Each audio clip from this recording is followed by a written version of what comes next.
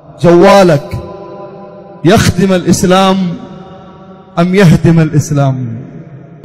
أسألك سؤال وأسأل الآلاف اللي قدامي دليل بسيط بس.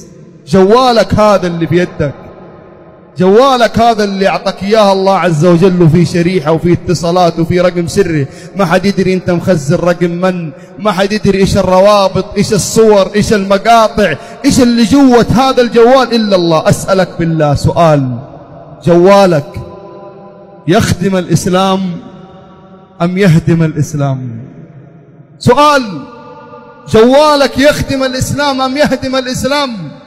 إن كنت ممن ينشر فيه الخير، إن كنت ممن ينشر به القرآن والإسلام، إن كنت من ينشر به سنة النبي صلى الله عليه وسلم، فأنت بهذا الجوال تخدم الإسلام. وإن كنت ترسل بهذا الجوال المقاطع والصور التي لا ترضي الله، فأنت تهدم الإسلام وأنت تحارب القرآن. لأن الأغاني ضد إيش؟